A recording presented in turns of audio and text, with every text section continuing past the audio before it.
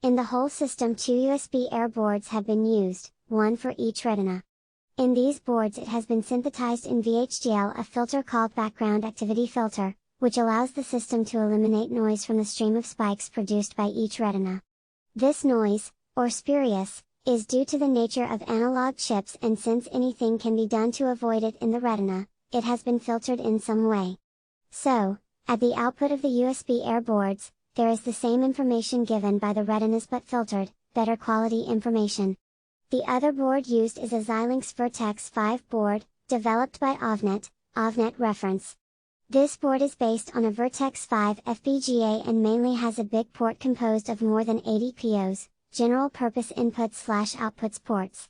Using this port, it has been connected an expansion/testing board, which has standard pins, and it has been used to connect two air inputs and one output to it. Left, USB Air board, right, Virtex 5 FPGA board.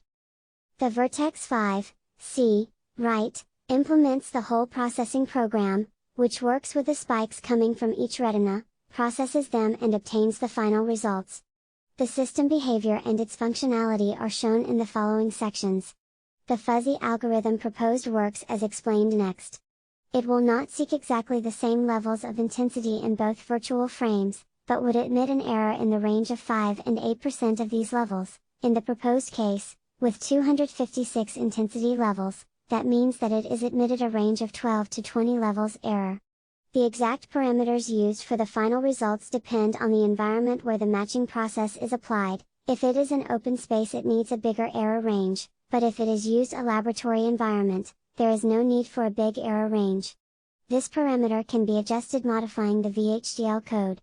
The first problem is solved, but it is almost very inefficient algorithm if a pixel by pixel correlation is used. To solve it, the principles of area-based matching algorithms are used in this algorithm. The system is not limited to one pixel correspondence search, neither a global search of the pixel. Each correspondence is looked for over a window of a concrete width in the other virtual frame. This window is centered in the position given by the original pixel of the first retina. The size of the window used by the algorithm depends on the environment too, but also in the system calibration.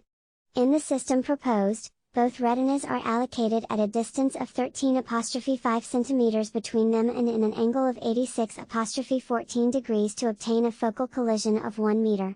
To emphasize, the correspondence between each pair of pixels from both retinas will be done separately using the fuzzy matching algorithm explained above, G. Pajares, 2006.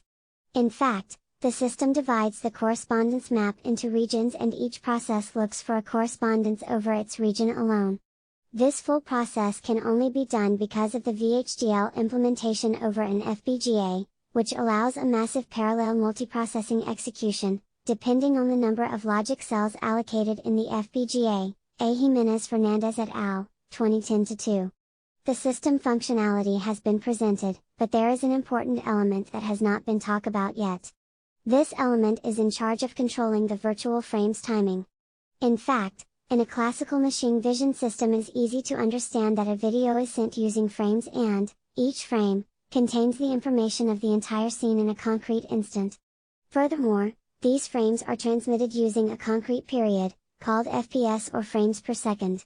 Returning to the system described in this work, c.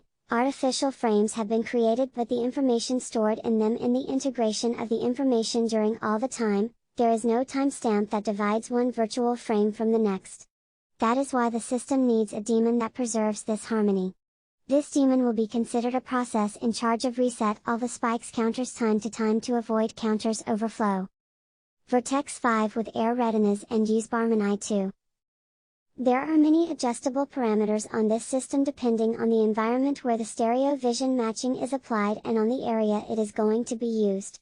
The whole system is under testing stages. First it was submitted to simulation tests over MATLAB software and, at the present, the system is under testing directly on the FPGA.